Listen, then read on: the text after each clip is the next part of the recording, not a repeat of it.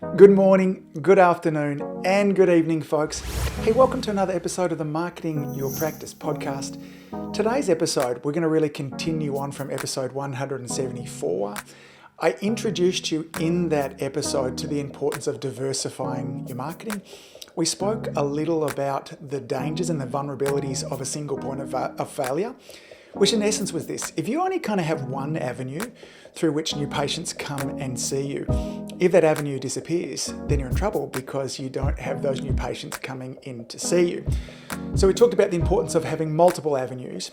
And when you're choosing to diversify, then some of the things that you should be thinking about is marketing avenues where you're very much in control of it. So you might remember I told you a little bit about the story of owning the racecourse. My old business coach, James Schramko, used to talk about that. He said, when it comes to the horse racing industry, there's really only one group that wins all the time, and it's the people that own the racecourse. He would say that the racehorses sometimes win, sometimes lose. The jockeys sometimes win, sometimes lose. The punters sometimes win, sometimes lose. But if you own the racecourse, you always win. So think about it. If your current new patients at the moment are coming all from social media, if that social media platform changes its rules and makes it really hard for you to kind of reach out to your audience, then you're in real trouble. And we have seen constantly, in particular over the last 5 years, the rules starting to change. It's more difficult for us to share a health message now than it's ever been. Censorship and competition growing, all of those kind of things there as well. So in this episode, we're going to talk about, in particular, email marketing. I introduced you to that concept last time because email marketing is one of those incredibly underutilized. It's amazingly cost effective. It's a fabulous strategy to implement if you're looking for a heart-centered way for you to stay in contact, if you're looking for ways to increase your influence and your impact and your income as well. So virtually there's so little small businesses that are actually using this properly. And so in these coming episodes, we're going to do this over multiple episodes. We're going to do a real deep dive into this. So I'm going to show you exactly how to go about implementing a heart-centered marketing strategy that helps you increase your impact and influence and your income as well. So if you're wanting to up your email game, or if you've been kind of a little bit skeptical about what role email can play, then this is really for you because I'm going to show you exactly how to go about doing all of it. So here's what we're going to cover in today's episode. We're going to talk about, first of all, what really is the biggest challenge that we have as a small business. And it's not what most of you think that it is there too. I'll give you a great definition of exactly what is email marketing, because maybe think about this. I kind of have heard the term email marketing, but what kind of is it? It's simple when you know what it is there as well. I'll talk to you about why it's such a valuable tool for us as small businesses, as natural health and wellness experts. We'll talk about best practices with regards to how often should you be sending an email to your patients and potential patients. The 3 kinds of emails that we should be sending as well. And then finally, I'll share some technologies that you'll need if you're going to have an effective email marketing strategy as well. In subsequent podcasts, I'm going to go really into detail about how to write a magnetic email, the best practices for that too. And then we'll do a whole episode about how do we get email addresses of people who might be interested. So how do you go about building an email list? We'll talk about that as well. So if these questions are going through your head, I'm going to cover those in future episodes. But today, again, we're going to talk more about kind of overviews of email, what it actually is, the kinds of emails that you need to be actually sending out to your audience as well. So why is this so damn important? As small businesses, we need to realize that really what we're doing is we're competing for the attention of our existing patients and our potential patients. In fact, there'll be some experts, some business experts that say that really that's all that business is. It's about competing for and maintaining and holding on to the interest of our customers. Now more than ever, there's so much going on. There's so many people that are competing for the interest. Now, don't think for a moment that it's just the chiropractor down the road or the naturopath. All around there, we're literally exposed to tens of thousands of marketing messages each and every day that are distracting your and my patients that are having them forget about you and me. So really, we're in the game of competing for attention. Now, many of the people that we're competing against have way bigger budgets than us. They have a team of marketers that are working full-time. We don't have that. We don't have huge budgets. We don't have a team of marketers that are actually working for us. So we need to be really efficient with the marketing strategies that we're actually using. We're competing against the busyness of the social media feed. So when somebody jumps into Instagram, when somebody jumps into Facebook, it's suggested that there are in excess of 1,500 plus messages waiting for them, for all their friends, from other marketers, from other businesses who want to advertise to them. So trying to stand out from that is really difficult. And then of course, too, there's massive growth in health nowadays. And I touched on this a little bit last episode, that nowadays it's easier than ever to position yourself as a health expert. Now, this is a good thing because you can do it as well, and you should be doing it. And this whole podcast is really all about how do you go about building more know, like, and trust, authority, and expertise. But it does mean that somebody with a diploma in natural therapies or somebody that's taken a 4-week massage course, all of a sudden they're an expert in migraines, back pain, all of those kind of things there too. So understand that you're not just competing with the practice down the road. You're competing with people around the world who are trying to solve the problems of your patients. And then to make this worse, on top of this too, the attention spans of our patients and our potential patients is continuing to spiral downwards, okay? We're so distracted. You know, I'm watching a movie nowadays and at the same time I want to get on my phone and kind of multitask through that. It blows my mind that I do this. And I'm sure that you kind of realize the same thing happens too, but we're multitasking. You know, our attention span is lower than ever there too. So could email marketing be the solution to this? Well, it's part of the solution. It's one of the solutions. There's no holy grail here. We need to have a series of things. Remember, I started off by talking about the importance of diversification. And again, all of this can be done in a matter of kind of hours per week, you know, and again, if you start to train some of your support staff to do this stuff as well, and again, it's not rocket science. We can have a team of people in around doing this in, minutes a week, not hours a week also. So email is part of the solution. And the reason why email is part of the solution is some of the statistics about the impact of email marketing are wonderful. You know, you're 6 times more likely to get somebody to click a link inside an email than they will on a social media post. So if you're wanting them to consume a video, read a blog post, read some content, if you were to email that out to your audience of patients and potential patients as well, they're 6 times more likely to read it. And the more they're reading and engaging with our content, the more likely they are to build up that authority to stay engaged with you as well. Your message is 5 times more likely to be seen from an email than it is inside of Facebook or any of the other social media platforms. I talk about all the time that social media is really like an incredibly fast-flowing river.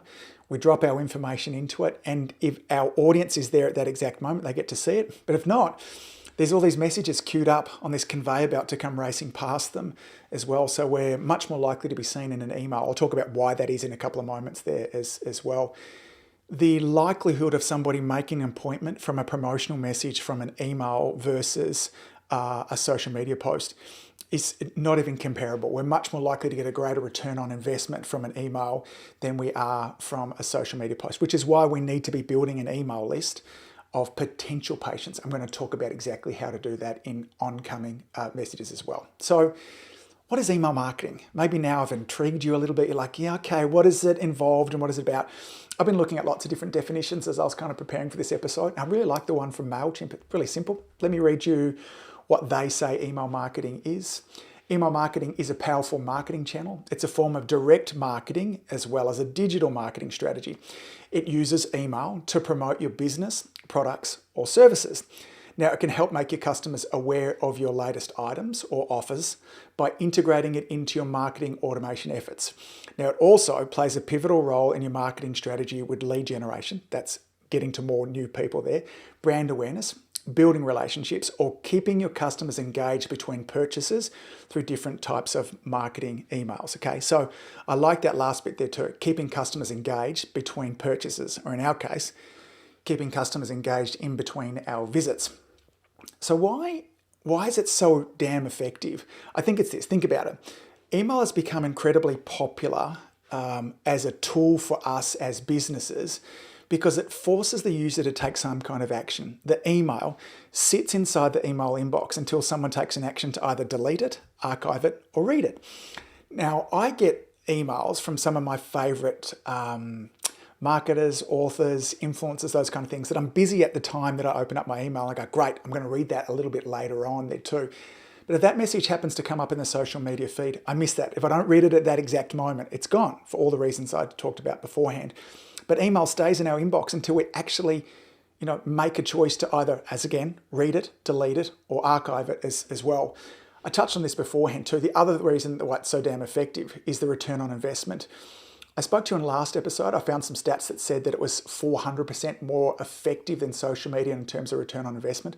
I found another study here that said that for every dollar that we spend on email marketing, it returns 38. So that's 3,800% more effective than social media as well. So super effective.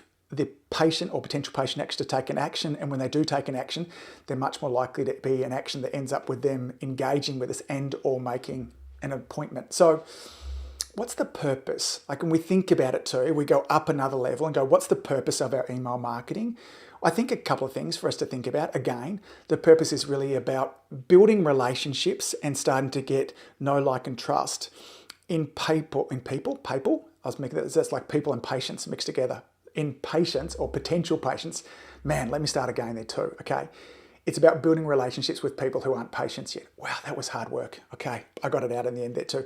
So email can be really valuable in terms of drip feeding that information along. It also really helps us to maintain relationships with our existing patients, to stay front of mind, to remind them why you're valuable, for you to continue to have that relationship. Think about it. We need to invest in relationships. Your intimate relationships aren't going to continue if you're not constantly investing in them. And again, the other purpose of our email marketing is to get people to use our services, to remind them to come in for an adjustment, to encourage them to bring refer a friend, a spouse, and those kind of things as well. Here's a question I get asked all the time. How often should I be sending an email? Now, this is a good question, and the answer is it really depends. So at the moment of me recording this, my favorite emails to receive at the moment are from Seth Godin. And I've been receiving Seth's emails forever, but Seth sends an email every day, and I look forward to them, and I read them, and I love them. And his emails are mostly just 1 or 2 sentences. Sometimes they're 1 or 2 paragraphs, and occasionally they're even longer than that too. But because he's providing value to me, because they're enjoyable to read, I'm happy receiving them each and every day. And then I've got some other people who I receive emails from that's probably maybe once a month. They're not as frequent with it, and I'm really happy to receive them at that kind of rate as well. Now, many of you are emailing your patients or potential patients once a quarter, maybe once or twice a year, and that's just not enough for you to kind of break through the noise. Remember, it's about attention. The biggest challenge that we have as a business is making sure that we are constantly front of mind of our patients and potential patients. And if you're not reaching out them at the very least once a month, you're risking becoming irrelevant and being forgot and becoming invisible. So, that being said, my recommendations are that you be emailing your list somewhere between once a week and once a month. Many of the clients that I coach are reaching out every 2 weeks. Okay, so once every 2 weeks, once every week, I think is kind of the sweet spot. However, again, Seth, who has one of the most popular kind of blogs and emails in the world, does it every day. So if you're providing value, and that's important, we're going to talk about the 3 kinds of emails in a moment. If you're providing great email, then more often the better. This is what builds a real tribe of raving fans in around. And of course, we give our audience the opportunity to opt out if they're not interested as well. So maybe you're thinking about what kind of things should I be emailing? If you are, that's a good question. Let's address those. The 3 groupings of emails, I'm going to go into more detail about what these will look like in the next episode as well. Some of them, and one of the ones that have been the most important for us over the last 6 months, have been administrative updates. With the constant changes in around COVID of who we can see, when we can see them, change in hours, change in rules, all those kind of things, we were able to stay really closely in relationship with my patient base because of emails. And I know it's one of the things that really allowed us to bounce back. We've had a great year. Our revenue, our patient visits, all those kind of things at the end of this calendar year will be up from last year, even though that we've had these drops in there. That has been a result of us being able to keep in close contact contact, and that we've constantly built lots of goodwill with our patients. So administrative emails are some that you're sending out all the time there too. Value-added content. When I'm talking about creating videos, remember I often talk about the overarching theme of the videos that we're creating is to transformational content that gets our audience one step closer to the health outcome that they're looking for. We're teaching them how-to content where it's transformational. So a lot of our emails should be that. Now, we could actually be teaching inside the email. So the email might be saying, hey, listen, here's 3 things for you to think about if you want to have a better night's sleep. And it could be all written out inside of the email. Alternatively, it could be directing them to your video that you posted that's on your website. Now, this is when we start to integrate our video marketing, our social media marketing, and our email marketing. And then that starts to become exponential. It really adds one on top of the other in an exponential way there too. We'll talk about that a little bit next week. But some of the emails are administrative. Some of them are transformational, where we're teaching, we're adding value, we're getting our audience one step closer to the health outcome they're looking for. And the third kind of email that we should be sending is promotional content, okay? Really simple goal. This is to get people to make an appointment. This is a great thing to do as part of a reactivation if someone hasn't been in for ages. It's a great thing to do for your audience who are not yet patients yet. Maybe you might have a Black Friday special where they've got a half price initial consultation. Maybe you've got a discount price on some of the, maybe the supplements that you sell. Promotional content. So again, in summary, those 3 kinds of emails: administratively, value added, and promotional emails are the ones that we should be sending. If you're thinking about what kind of technology or tools that you need, it's important to understand that you need an email service provider. I don't want you doing this from your Gmail account. I don't want you doing this from your Hotmail or your Outlook account as well. It needs to be a level of professionalism. You don't want to be receiving an email from Dr. Angus Pyke at gmail.com. It needs to be angus@lifechiropracticportmelbourne.com. There's a level of professionalism that our patients, our potential patients, are really expecting. And these email service providers allow us to do a couple of really important things. Firstly, what they allow us to do is allow us to segment our audience. So when we're looking for an email service provider, we want one that lets us communicate with people in different ways. So I would want to communicate with people who are actual patients in a different way from people who are potential patients. If I'm offering a reduced initial consultation, there's no point me sending that to people who are already patients there as well, although that might be a way to encourage them to send in a friend or a spouse. But we need to be communicating with people in different ways. If we're wanting to send an email out to people as a reactivation, we want to communicate with them in different ways. So many different email providers now allow us to tag and or segment. Really easy. It sounds complicated. It's not though too. 2 of my favorites, MailChimp and ActiveCampaign. However, there are literally hundreds of different options nowadays, and the difference between them isn't what it used to be. There used to be a huge difference between the really good and the not so good, even 2 or 3 years ago, but they're not now. So if you've got an email service provider that you're using now and you're happy with it, stick with it, okay? Don't swap just to MailChimp or ActiveCampaign just because I think they're really great. One of the other things to really consider as well before choosing an email service provider would be make sure that you reach out to who it is that controls your appointment book and ask them, do they integrate with an email service provider as well? So many of the systems now allow you to automatically put somebody in a reminder sequence if they haven't come in for an adjustment for 4 weeks, 6 weeks, 10 weeks, whatever you trigger it to be. It can send them a reminder email. It can put them in a reactivation sequence. Now, some of these things might sound fancy and they might not be where you start, but having the potential down the track to be able to integrate things like that is a wonderful, wonderful thing that you really need to consider as well. So in terms of what tools that you need an email service provider. My 2 favorites, ActiveCampaign and MailChimp. But check first of all with your appointment book provider there and find out, do they integrate in together? All right, that's a lot that we've covered today, okay? What I want you to understand is that email, the big things that I love about email is, yes, the open rates aren't what they ought to be, but I did a bit of research too. The average open rate for us across the health sector is 21.48%. I get a little bit higher than that with my chiropractic practice as well. I get kind of somewhere between 25 and 30%. I don't get anywhere near that engagement with my social media, okay? And even when I'm paying for that message to go round and round, I still only get close to that as well. What I love about email is it sits inside the inbox until our patient or potential patient takes an action, okay? read it, delete it, or archive it. It sits in there for them to be able to look afterwards. I'm able to personalize the message and communicate with people in a way that's relevant to them. I can't do that across the social media platforms as well. Remember, there's 3 kinds of emails that we need to be sending: administrative emails, promotional emails, and then value-added emails. Now, in the next 2 episodes, we're going to continue our deep dive. In the next episode, I'm going to talk to you about best practices for writing irresistible emails, how long they should be, what the structure of the email, best kind of headlines to use, how to use images in the right way to get people to click on them.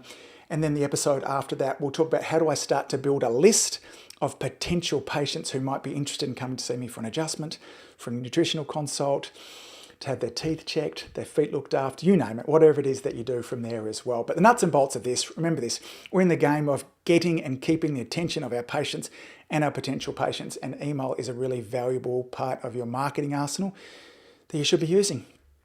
That's it from me. I realise I kind of really haven't breathed and or swallowed for the last 5 minutes, and it's really hot in here now also. Hey gang, as always, thanks for all that you do. Keep saving lives. I love you all heaps and heaps and heaps. Look forward to seeing you back here on the next episode. Take care. See you soon. Bye.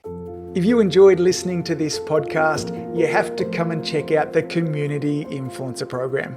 It's my monthly coaching program where we take all this material and I'll work one-on-one with you to apply, implement, systematize, and help guide you and your practice to the next level.